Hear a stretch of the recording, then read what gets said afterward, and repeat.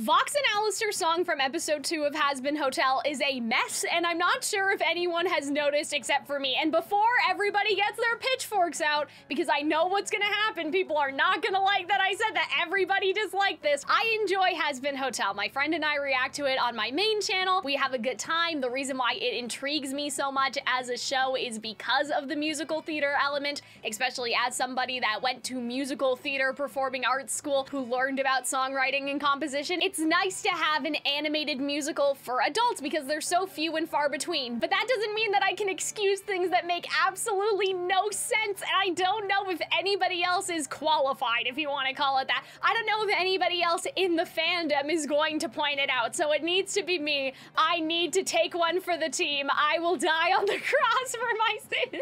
And it really is too bad because the instrumental is so catchy, but it's what's happening with the lyrics and the rhythm that span from bizarre and why would you do this to just bad. This is wrong. This is actually technically wrong. And it's so weird because with other Hazbin Hotel songs, they're so strong lyrically. It's such a weird outlier situation that I feel like that I have an educational duty to unpack it. Good day, everybody. It is Kallaxin here to rant again on Kallaxin Cares Too Much about something that maybe only I care about. But I hope that at least somebody out there does want to hear an analysis about the instrumental, the lyrics, the characterization, and the rhythm to discuss with me what works and what does not. Because I'll be honest, there are some things that work in this song. Don't worry, it's not going to be all hate or all criticism. We're going to go through phrase by phrase and break everything down. But it does feel like that maybe this song was a first draft because there are some inconsistencies within its own logic that read like there were placeholder lyrics that were never changed. So let's get into Stayedgon's sins. Get it? Because they're in hell. To talk about the instrumentation, it is easily the best part of the song.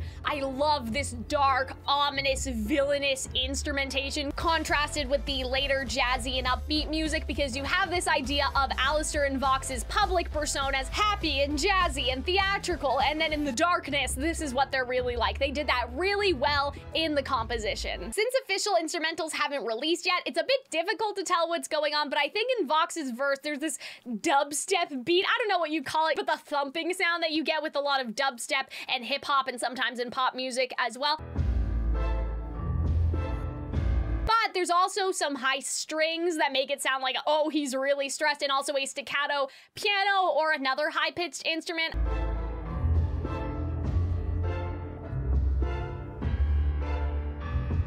You get this idea that it's villainous, it's stressful, he's on the edge. But when Alistair sings the same part later, the instruments have changed to reflect him. I'm 99% sure there is a harpsichord, which gives a very refined and formal, a very royal air about him.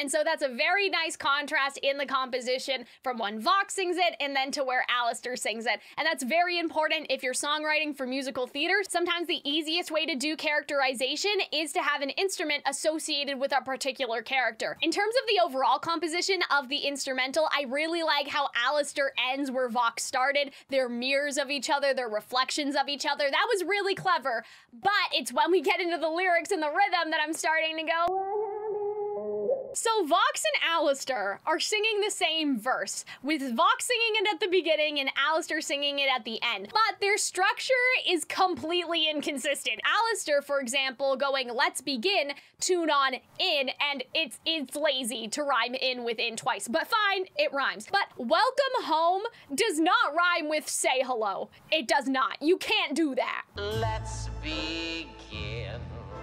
Tune on in. Welcome home. Say hello. When you're reusing the same verse over and over again, they follow the same rhyme structure. I talked about this in the Wish video, Ursula, okay? When Ursula does the same verse, it has the same syllables and the same rhyming scheme. You can see based on where the color highlights are, the rhymes are in the same place. That's true of Disney I Want songs, that's true of Preminger. I have not forgotten about Preminger, don't worry. And so this is just really, really weird. So to fix this, off the top of my head, I wonder if they could have done "You've returned." I'm gonna make you wish that you'd stayed gone. Have you learned of our new status quo? Or if we make it 4 and 4 instead of 3 and 3, that demon's back.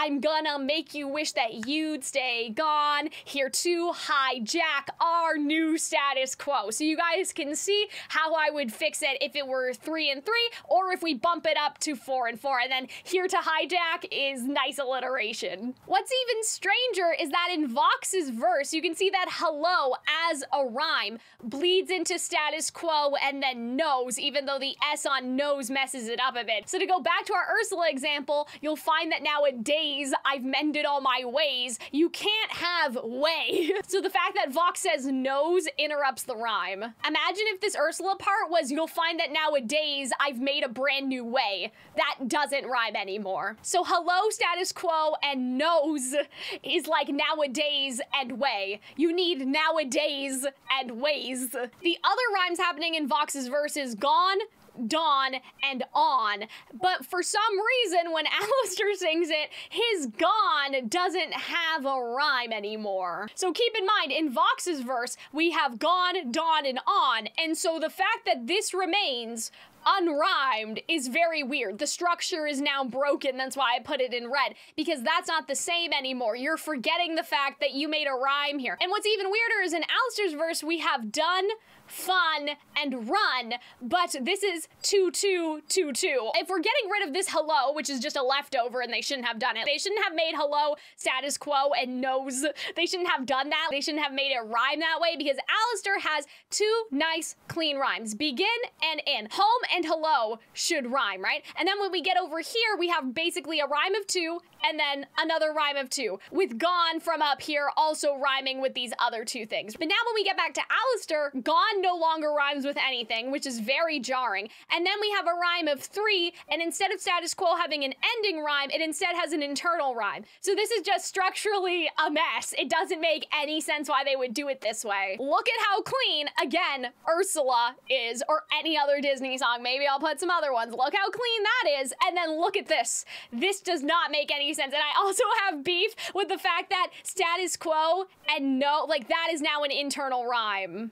To a new status quo used to have a rhyme before, now it doesn't have a rhyme at the end, it has a rhyme at the middle. So you're rhyming in completely different spots, and now you've made something that used to be an ending rhyme into an internal rhyme. And you've completely fucked up the structure where when the audience gets back to Alastor, it's unfamiliar and not in a good way. In my opinion, the beginning of Alastor's verse here has a nice flow because of the rhyme, whereas the second part of Vox's verse is actually a little bit more structurally sound. I like the fact that it's 2 rhymes and 2 more rhymes instead of this weird 3 rhyme and then the internal rhyme thing. It just makes it feel like 2 different people got the same melody, and it was like, you'll write for Vox, I'll write for Alastor, and we'll come back later, and nobody realized that these things didn't match. They wrote in isolation from each other. It's like they wrote it blindly and they didn't know where the other person would put the rhymes. The other thing that I don't like about this is to a new status quo has 6 syllables, whereas when I'm done has 3, and when I'm done is the much cleaner version, and now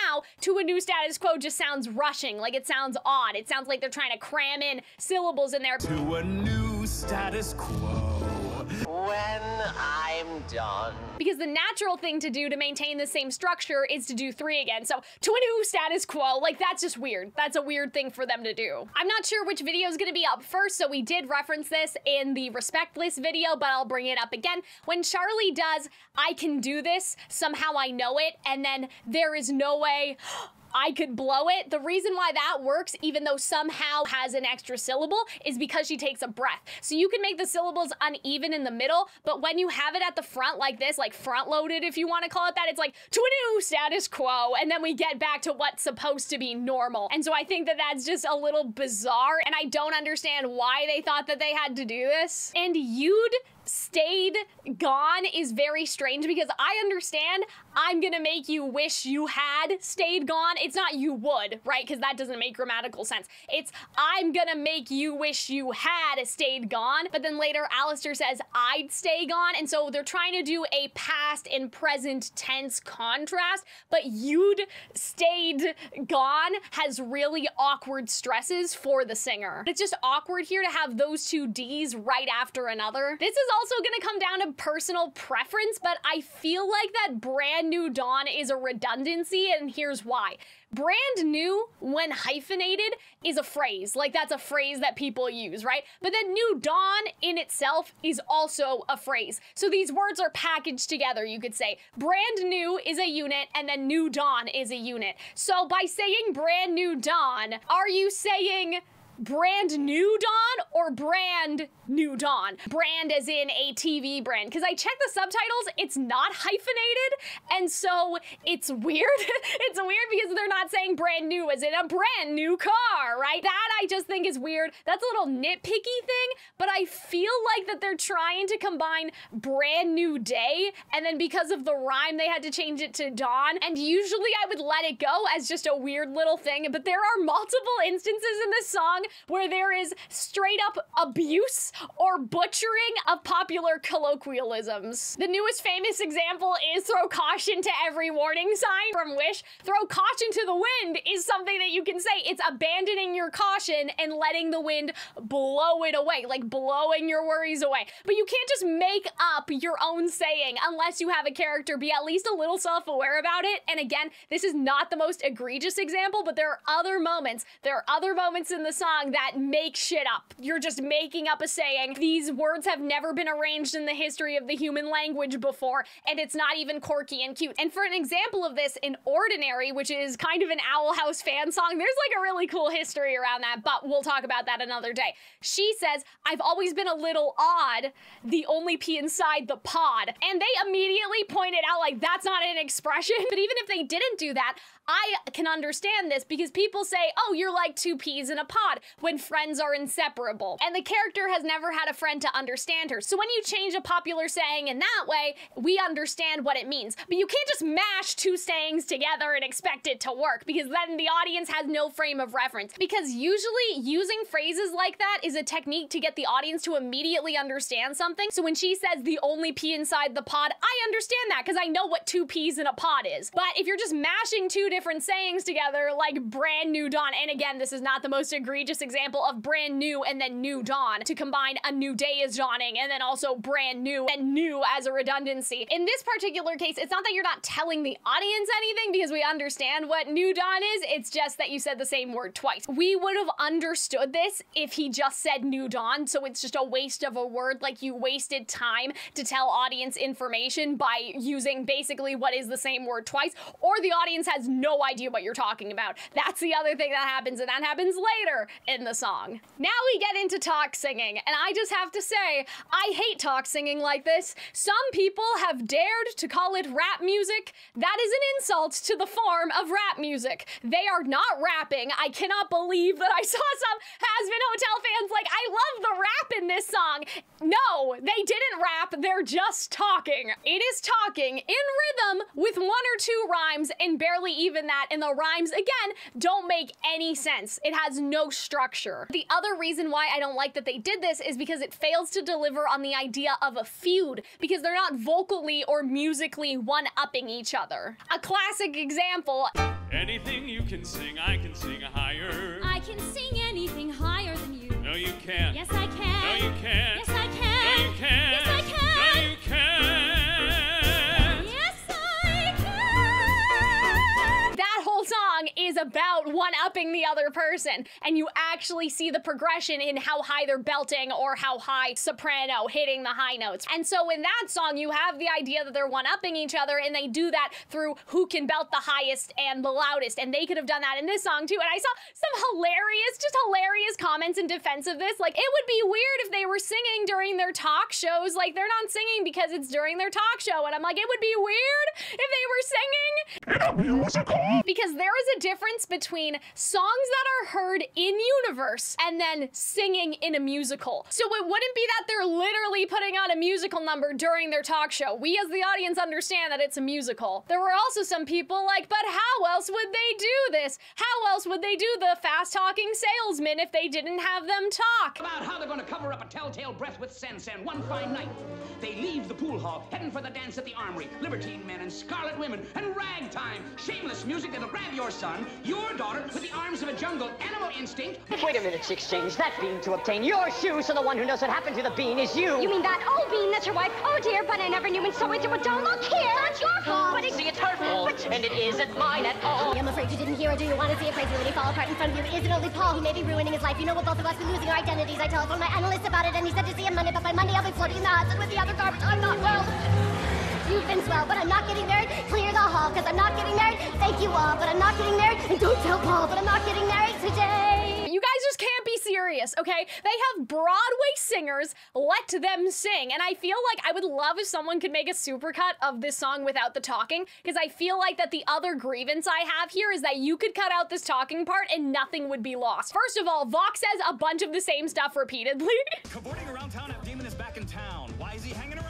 And so it's just another redundancy, no new information to the audience, but I also feel like what he says in his singing portion covers all of this well enough. If you wanted it to be impressive and you wanted it to be that they're beefing or whatever, then if they had vocally one-upped each other, I would have been like, okay, this was necessary. But this is not impressive to me when it's just fast talking. So either you have to give the audience new information or you have to entertain us by doing something vocally, and this just did neither. So my recommendation is you cut this out, or I would allow this to be in the song if they had actually sung it. But let's talk about some of the rhymes that are going on in here because they really bother me. Has been is so insufferable to me. Like, you can just tell that someone was like, ah, yes, I know what to do. That's gonna be so smart, but it's not. It's not, especially not like this. It would be different if it was Has Been Hotel and it was spelt that way, because then I would have been like, okay, just off the top of my head, if they had done it like, we are discussing a has-been spotted at the Has-Been Hotel, I would have been like, okay, because that's at least it's spelled differently, and that's clever, that's funny, but you cannot just has-been and has-been. No, stop it. Around Town is especially lazy because they do this again, right? The demon is back in town. Why is he hanging around? But then they also do Around Town up here, so you said the same thing twice. Why? Musical theater song supposed to be delivering information. We already know he's around town. You told us. You already told us he's back in town and hanging around. Absence and notice is bad. So again, you'll notice that Alistair's verse has very clean broadcast, podcast, and then two rhymes, one after each other. This is just nonsense. Like this, nothing is working right here. This is nonsense. Yeah, so we're saying the same thing that we said 5 seconds ago. Town and around, great. Family and handily does not work, okay? You have to rhyme the middle of the words. You can't just rhyme the ending of the words. I talked about this in the last video. Singing and ringing rhyme. Working and singing don't rhyme. You can't just put ing, or in this case, like the lee. You can't just do that. Hostile and fossil, fine, okay, whatever. But like with some of the lyrics, I'm like, oh, I know that you think that you're so clever. They must have been like, oh yes, family and handily, I'm so smart. Like it doesn't read as Vox being that way. It reads as the lyricist being that way, and that's a very important distinction. Like if you have a character getting off to how smart they sound, you need to make that clear because that was not clear to me. I understand that Vox is arrogant, but I didn't read that as, oh, Vox is making those rhymes because he thinks he's so clever. I read that as the lyricist did it, especially with gospel and then impossible and then audible. Also, gospel rhymes with hostile, but then the demon does a coward thing, interrupts it anyway, and now we're just like rhyme after rhyme for no reason. This is distance, right? Broadcast and podcast. These are not distance. Nothing is happening here. And then down here, they're just like one after another. You are not Lin-Manuel Miranda. I have beef. I have so much beef because rhyming stuff aside, you could cut all this and nothing of value was lost. When Vox sings, we already know that Alistair's been gone for a long time and everyone's moved on without him. That's why we say, well, he hid in radio, we pivoted to video. We already know that Alistair's been gone and everybody doesn't give a shit anymore. So this entire section is just unnecessary and just poorly done. The only thing that we'd be missing here is Vox being insecure and desperate because he does have some like really desperate lines. Pulling my viewers impossible, right? All of that sort of thing. But the insecurity could have been woven into the sung part of the song and then we'd have a less bloated loaded song. And I feel like that we, again, should have had a belt off at least instead of a mid off, because what we're happening, this is a mid off. And it's so unfortunate because when they start singing again, it's very jazzy and catchy. And that's part of the reason why I'm so mad, because I love this genre of music. I love, especially, this isn't electro swing, but I love electro swing. I love jazzy sounding music like this. And they fucked it up. Like, let the music speak for itself in a musical. I hate the annoying speaking sections that give us nothing. If I'm listening to the soundtrack, I would just skip over this to get to the good part. If people are skipping over parts of your song to get to the good part, your song is bad. The middle of your song needs work. And I almost wonder if this was originally supposed to be sung, but they ran out of time. That's how it feels. It feels like, oh, we ran out of time. So instead of having them actually sing, we're just gonna have them talk this part, because this song is only, this is the song and this is the song. That's it. This song is 2 PowerPoint slides long. I like the rhyme of radio and video. I think that that's good. I like the alliteration for he hid, but I think that they wanted hid and pivoted to rhyme, especially based on how the singer pronounces it. They wanted that internal rhyme to be there. That does not work. You could have done a better internal rhyme in there. In terms of the syllable count, Has-Been does this a lot. I already brought up the example with Charlie. They take a breath in order to make things not lopsided. But because We Pivoted is at the front of this part and we just heard the 7, it feels crammed in the beginning. When you go from 7 to 8 and then you're cramming it in the beginning, it just seems like a mistake. It's also that in Charlie's song, she goes from more syllables to less, which is always easier on our ear, especially with that extension. Everything irons itself out. But if you're front loading it like this and you're going from something smaller to something larger, immediately to our ear, we're like, oh, that's wrong. Because we just heard 7 and now we're hearing 8, and it's not like they did a breath to cover it up or anything. Like, We Pivoted is kind of just crammed in there. In comparison, when Alistair sings the same thing, he has a perfect 8-8, so it just seems like more of a mistake. What's even stranger though for this part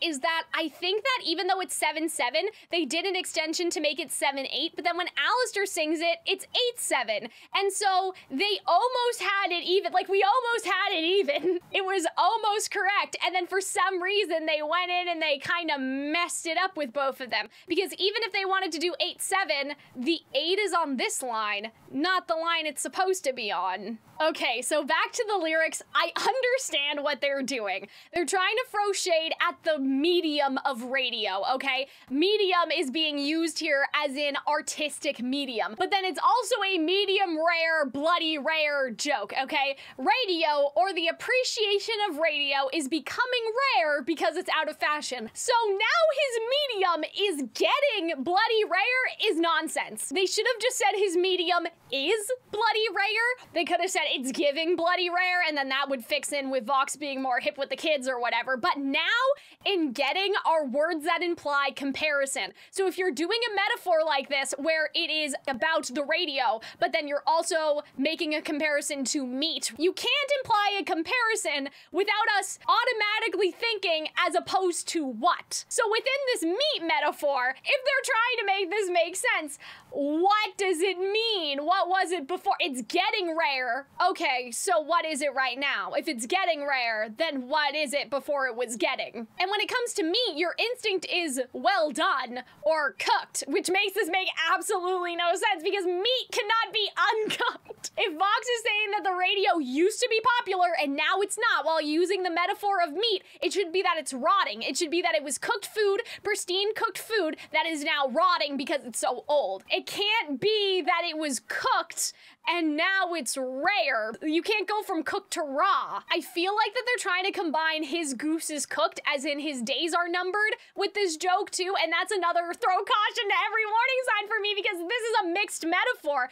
To explain it another way, raw to cooked is a one-sided incline, whereas popular to irrelevant is a decline. So in comparison, you cannot go from cooked to raw. That's an impossible decline. And this all could have been fixed by just not saying getting. This is a easily fixable mistake, and you have to keep stuff in mind when you're writing stuff like this, because if you're using a double entendre, like something that has a double meaning, you have to think about the other meaning. I understand he's saying that the radio is rare, as in a rarity, but if you're gonna compare it to meat, it should be that it's rotting. It should be that it rotted, not that it's rare. So if they had just said is bloody rare, it would have solved the entire problem, because then there's no comparison. That it was always uncooked, it was always raw, it was always rare, whatever you want to call it. So again, with this sort of thing, right, like, fine, you rhyme, okay, and then like good to be back on the air rhymes with rare, fine. But at this point, I'm like, okay, well, the talking portion was even more unnecessary because you're saying the same thing again. Where's he been? Who gives a shit? Like, that's all you're telling us? This is the information you're giving to the audience, the same information as 5 minutes ago?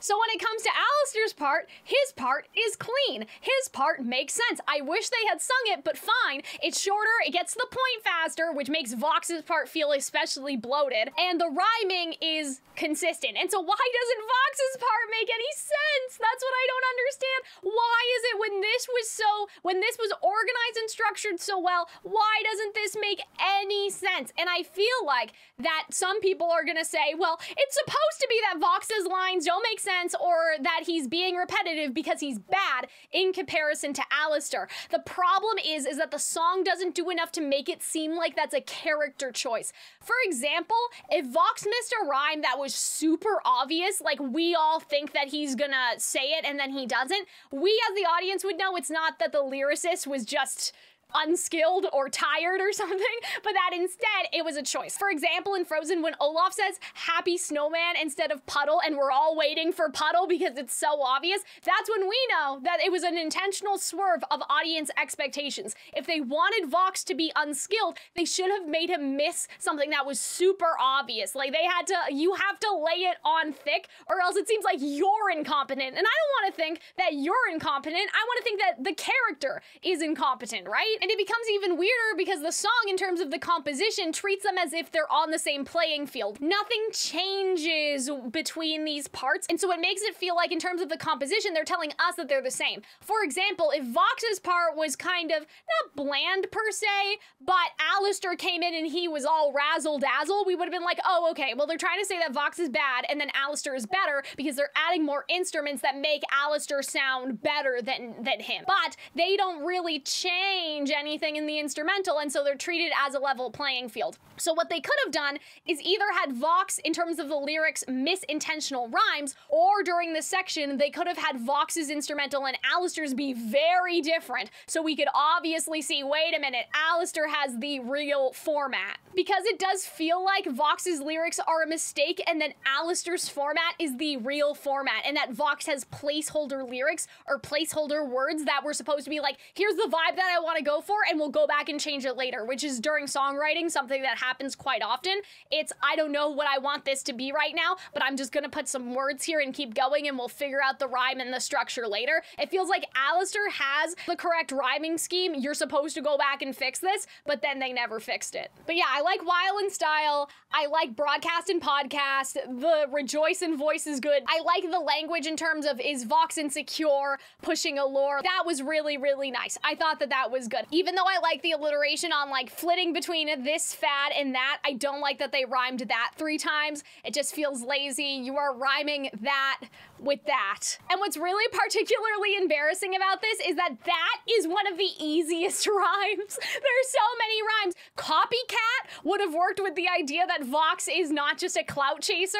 Okay, Vox could have said that Alistair's an old hat to reference something being predictable, boring, tritely familiar. That just has so many different possibilities that they could have gone with, instead of saying he's the shit that comes before that. They could have said literally anything, like any combination of what I just said. That, you have no excuse. What are you doing? And again, if they wanted to make it seem like Vox couldn't think of his own rhymes, and so he's stealing that from that, they should have done a better job at conveying that to the audience, either through visuals or something musically, I don't know, something else, because I just think that it was the lyricist that had the problem. You cannot rhyme working with chirping. Again, the ing thing, that is a lazy, lazy rhyme. And chirping feels especially out of place, because I'm like, okay, well, why did Vox say that? Why did Vox say chirping as opposed to any other word? If Alistair was a bird or something, I'd be like, ha, that's funny. And it's so forced because Vox doesn't really talk like this. I expect Vox to say something like yapping. He's a little dog or something like that. And so I feel like that working and chirping is just, guys, please, did we give up? Did we all give up? We can do better.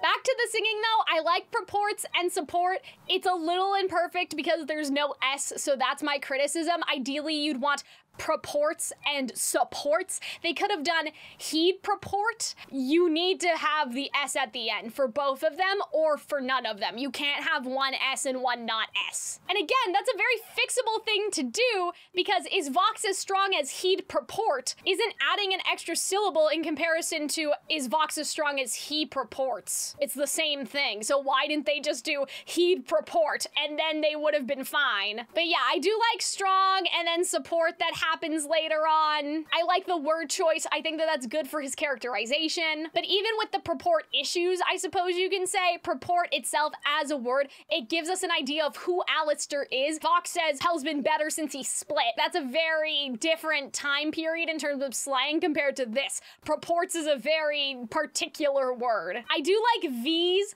and T. I thought that that was actually pretty clever. What I don't like is that Vox interrupts with oh please, because first of all, Respectless has please and V's as a rhyme already. It's not like a reference to when Velvet will sing later. It's just that they wanted him to rhyme, and Vox's other interruption doesn't have one. And so I think that it again reads as like, oh, I'm gonna be so clever and I'm gonna make him say oh please, because then it'll all rhyme. But first of all, it's now in an even amount, which I've already talked about a lot, that I hate.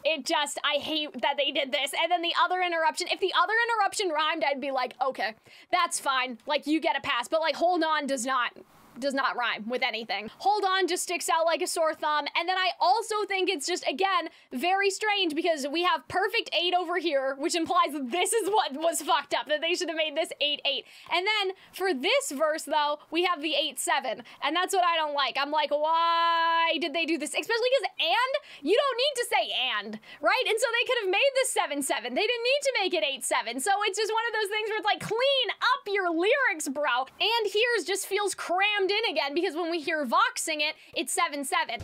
Hell's been better since he split. And here's the sugar on the cream. Hell's been better. And here's the sugar. We had everything perfectly stressed. Everything was fine. Why did you change it? You could have just said, here's the sugar on the cream. Like, that would have been fine. This and is completely unnecessary. It gives us nothing. I understand it's supposed to be, and here's the best part. But it doesn't work when you're cramming in syllables. They should have just added something here if they wanted to do this, right? If they wanted to do it that badly, they should have added something to Vox's verse to make them match instead of making them not match and not caring, not seeming to care. So what does sugar on the cream even mean, guys? Like, is it the icing on the cake? Or is it like the cherry on top? You cannot make up your own food sayings. This isn't something, no one in the history of the human race has ever said this. I looked it up. I couldn't find any instance of this like string of words being used outside of Hazbin Hotel. I already mentioned the idea of only pea inside the pod. The reason why that works is because we understand 2 peas in a pod. Sugar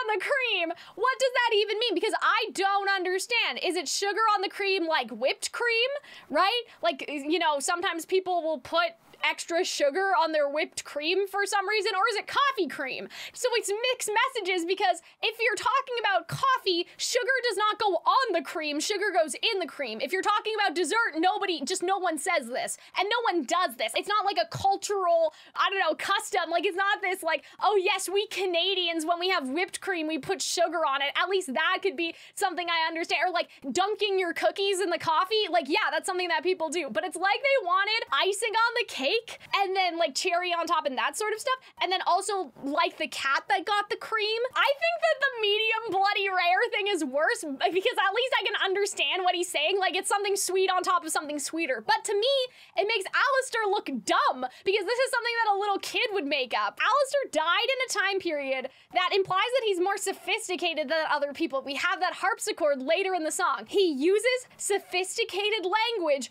all the time, and now you're making him talk like a little kid who doesn't know what sayings are, and so they're just making shit up. So off the top of my head, I decided to make some examples. And before I flew the coop, he asked me to join his troupe. That gives the idea that Alistair, before Alistair left, Vox actually wanted to join with him in the other V's, and then troupe has a very nice theatrical circus troupe type element. It gives a sense of, I'll remind you, before I left, you wanted me. And now now here's the coup de grace. He asked me to join his cast. You can kind of get away with that. If you have a more refined air and say cast, you can kind of hide it a little bit, right? And obviously coup de grace meaning final death blow. And I'm not French, so maybe I'm not saying it right, but you can basically fix it up a little bit. And then cast makes sense because it's not cast as in only cast member, but also cast as in broadcast.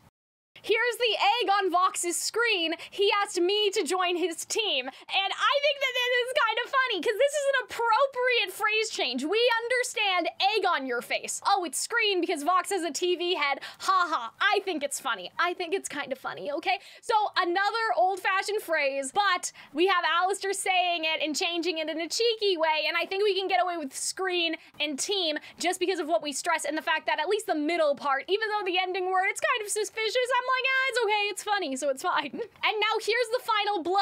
He asked me to join his show. Self-explanatory. Now, to choke the cat with cream, he asked me to join his team. So what does this mean? To choke a cat with cream is a reference to there are more ways of killing a cat than by choking it with cream, which is as in there's more than one way to do something. But instead of it being misused, the implication is that it's actually ironic because out of all the ways, right, Alistair, who's insanely powerful, out of all the ways he could take down Vox, right, there's more than one way to kill a cat than by choking it with cream. He could hurt Vox in any way possible, but actually, he's choosing to do it by exposing Vox's own words. So I think that's actually kind of clever. And the last one, now to rise just like the cream, he asked me to join his team because rising like the cream is something that people actually say. It's a reference to the cream always rises to the top, meaning people with the strongest moral character will succeed in life. So take your pick at this point. I gave you some examples, whatever you like, it's up to you. That's the sort of thing that we need to think about, to use a saying correctly and not just mash whatever we want together just to make it rhyme. I don't even think I wrote down the you old-timey prick, I'll show you suffering, oh, the TV is buffering stuff. Like, I'll put it up here, I guess, if you want to see it. I guess this is supposed to be our bridge, but something I think is very sad and a big missed opportunity about this song is that they are just reflections of each other. It doesn't feel like they're actually interacting. Clearly they are because Vox is interrupting, but I wish that they had some sort of intersected bridge where they were both singing a duet together. I think that they could have done something here where they had a bridge because I'm like, oh, there's only 2 PowerPoint slides worth of music. Everything else is just talking. I would have loved if they had done a duet or something because at least then it would have been like, give us something. Like this is give us nothing. If they had done a bridge, like a proper, we're singing a duet before the power went out sort of thing, I would have allowed the talk singing. But because it's just the same thing twice and nothing meaningful has changed, I have a problem with that. I think it's worthy of the criticism. I would have been more lenient if they had a bridge, but because they didn't, and it's just, oh, okay, well, it's the same thing. We have verse, chorus, verse, chorus. And now by the end here, we have Alistair doing a better version of the opening. I do like his harpsichord there. At least I think it's a harpsichord, his refined instrument. I like that. And like, what an interesting composition. Just wasted on bad lyrics. And I want to say too, your status quo will know its race is run. I understand they're personifying status quo, like one has to know when one's race is run, but we're personifying status quo. The problem is that because of everything else, like because of the misuse, and again, I dare say abuse of popular sayings in the song, I'm like, I don't trust it, okay? Like technically it's fine. I don't trust you. I don't like it. I don't care. You know, I don't care if technically, right? Technically it's like, oh, okay, they remembered to personify status quo so it's not weird anymore. I don't care. I'm like, I don't trust you. You guys are just saying things to sound smart. We have the meat thing. We have sugar on the cream. And now we have this sort of thing again. And so I'm like, why did they just say that Vox's race was run? I don't know, bestie. I don't understand. I don't trust it. And I hate the fact that they did status quo with the internal rhyme of no. And again, we talked about that at the beginning when we compared the verses to each other. So we already talked about that a little bit, but I really wish that they had at least kept the structure the same, especially with done, fun, and then run and all that stuff. Like this is they don't match. They just don't match. It's wrong. I would say it's wrong in this particular case where we have so few song material, I would say that it's wrong to do this. Like, it's not even just a matter of personal opinion. It's something that we're taught is a musical theater song. It's supposed to use repetition to make you be able to snap into the song and for it to become familiar to you. And by changing this at the very end, when we've only heard it once at the beginning, now you're changing it at the end. You're changing it, but you haven't earned changing it. You change something when the audience is familiar with it and you're pulling the rug out from under them. That is when you earn being able to change. But if you already can't be consistent within itself, right? Vox just has no internal consistency, and then you bring up the same verse again and they're supposed to be copies of each other, but then you do this where the rhyme scheme is just not the same at all. You didn't earn that. You didn't earn the ability to change it. You only earn the ability to change it when the audience becomes familiar with what you're doing. And if you just do nonsense, there was no familiarity, and so for you to change it again, you shouldn't have done that. So that's everything I don't like about the song, and it's really unfortunate because with Wish I was like, oh my god, we're gonna get a villain song, and then we got a crappy villain song. And so now I was like, with Hazbin Hotel, they're all bad, so I'm sure we'll get a villain song, and then they did this. And I'm like, a finger curls on the monkey's paw. Like, we just can't seem to get a good villain song, and we'll probably get another one later in the series, but listening to all of this was just giving me war flashbacks to I let you live here for free and I don't even charge you rent. And it's so weird because the other songs have such great lyricism, especially Respectless, so I'm like, try harder. I wish somebody had tried harder. And maybe next time they will. I don't know. So this has been hopefully a rather short analysis of Stayed Gone. I'm tired. I promise. I'm trying to do the Hazbin Hotel stuff because it's recent, but I can't keep doing bad songs anymore or I will go crazy. Preminger needs to become a priority because I need respite. Like, I need respite from talking about bad music. So I hope that you guys enjoyed. This has been Kalaxin caring way too much, and I hope that now you care too. And I'll see you later. Bye!